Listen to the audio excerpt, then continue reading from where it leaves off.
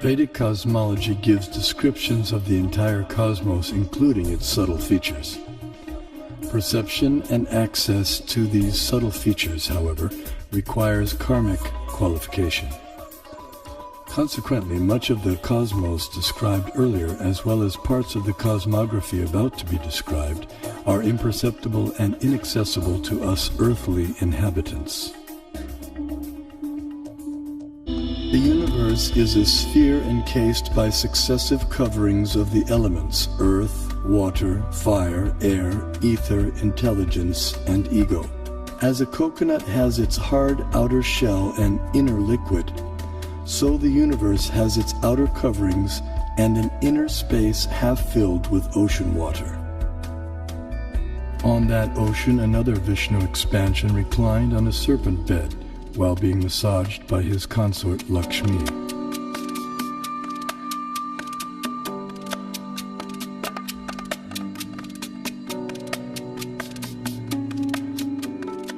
From his navel arose a lotus on which Brahma was born. Initially, the universe was pitch dark and Brahma engaged in meditation. Then he was empowered to create the universe. This account of creation may appear fantastic to some, but modern scientific theories also require fantastic leaps of faith to explain the origin of the universe. Vedic cosmology explains that the universe is made up of 14 vertically arranged planetary systems, or lokas. Each system resembles a galaxy and comprises stars, planets, and other celestial bodies. The topmost planetary system is Satyaloka, the abode of Brahma, which is at a height of 1.87 billion miles above Earth. Below this Satyaloka planetary system is the Tapaloka planetary system, the abode of the ascetics, which is at a height of nearly 1 billion miles above the Earth. Here, the ascetics live in a solitary, serene environment conducive for yoga and meditation on transcendence. Their disciplined life of joyous austerity prepares them for returning back to the non-material world.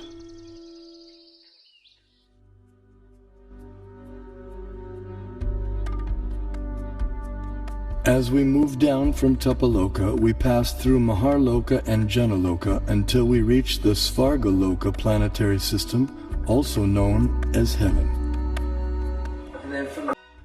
That the pole star, or the North Star, remains fixed and does not orbit in the sky is well known to astronomers and sailors alike.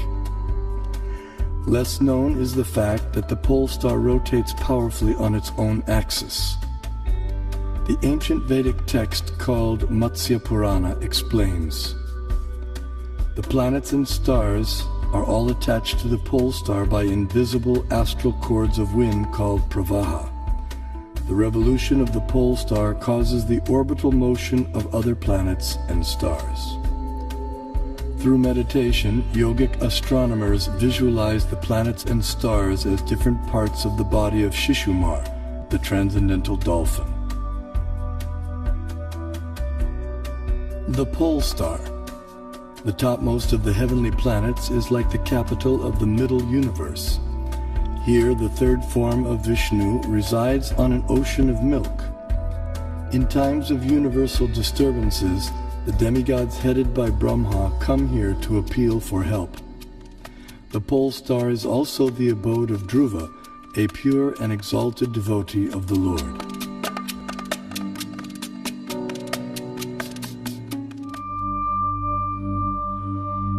The Vedic geocentric model explains how the sun moves around the pole star, situated vertically above Earth's north pole. As the sun goes around the Earth globe, we experience day and night. The stationary Earth, unlike the pole star, does not revolve on its own axis, though it is slightly tilted toward the pole star. During summer in the northern hemisphere, the North Pole experiences 6 months of daylight. Conversely, during summer in the southern hemisphere, the South Pole experiences 6 months of daylight. These 6-month periods correspond to a day and night for the demigods living in the heavenly planetary system.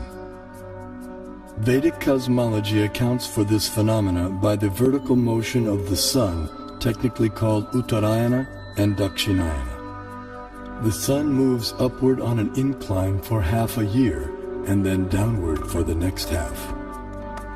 This motion produces two effects on Earth, namely the changing of the seasons and the varying durations of day and night.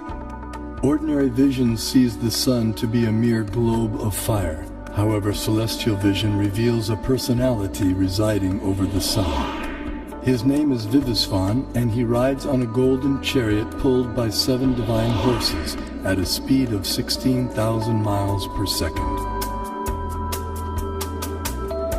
The chariot has one wheel which moves on celestial Manasottara mountain. The horizontal shaft is linked to the axial hub of the universe, Mount Meru, and the diagonal shaft is linked to the pole star. With each circular path, the wheel gradually moves laterally inward for 6 months and then outward for 6 months. Similar to the chariot's vertical motion, this lateral action fine-tunes seasonal changes on Earth. When the orbital motion of the sun is viewed from above, its illumination is seen to extend out to half of the greater Earth plane.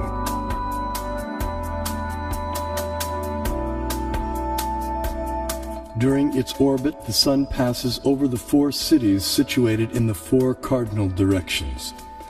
The city over which the sun is passing experiences noon, and the city in the opposite direction experiences midnight. The 2 other cities experience sunrise and sunset. Bharatkanda is one of the 9 islands of the larger and originally bow-shaped Bharatvarsha, which was divided by the sons of Sagara.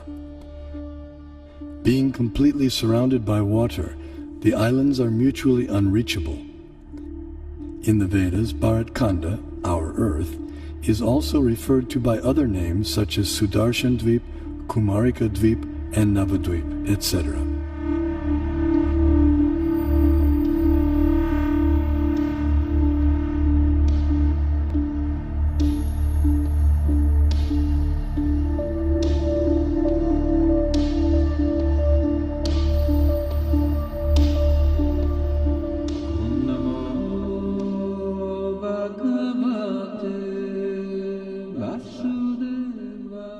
In Bharatvarsha, the famous mountains known as the Himalayas are tall and immovable.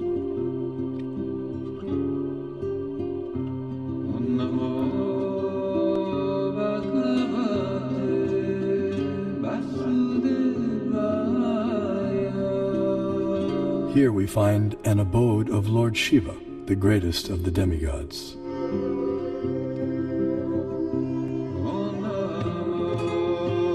In the center of Jambudvip stands the most extraordinary divine golden mountain called Meru. Meru is shaped like an inverted cone, and it is the sporting place for the demigods.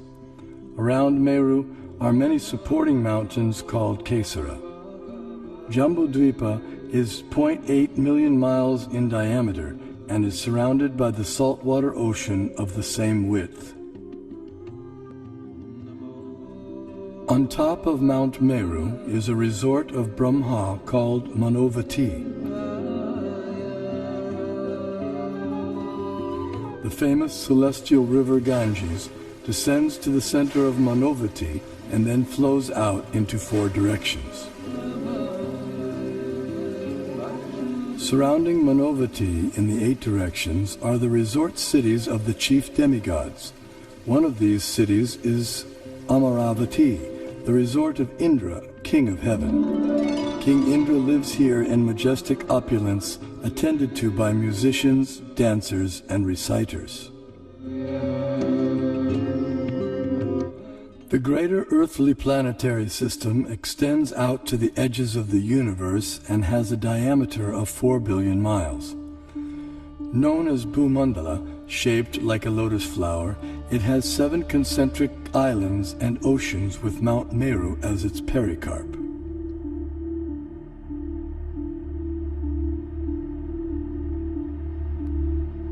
The 7 oceans respectively contain salt water, sugarcane juice, liquor, clarified butter, milk, emulsified yogurt, and sweet drinking water. Sometimes Vedic cosmology is misconstrued as portraying the Earth to be a flat disk. This flat Earth misconception arises partly due to our inability to understand Vedic nomenclature. A single object may be referred to by several names, and a single name may refer to several objects. For example, the term Earth may be used to describe at least 6 different aspects of cosmology. The Earth we live on is indeed a globe, as explained by the Sanskrit word parimandale, meaning spherical, used in the Mahabharata text. The flat disk refers to the greater earthly planetary system of Bhumandala. 4 elephants of inestimable size are placed at the 4 directions for balancing the greater Earth. Below the earthly planetary system are 7 subterranean realms named Atala, Vitala, Sutala, Talatala, Mahatala, Rasatala, and Patala, which do not receive sunlight and which are inhabited primarily by demoniac living entities. To reach the first one must go 80,000 miles downward through underground tunnels. At successive depths of 80,000 miles are the remaining 6 netherworlds, all of which are fully developed underground civilizations. In the 4th level downward, Talatala Loka, lives the magical architect Mayadanava, who has designed many brilliantly decorated cities where proud materialists reside.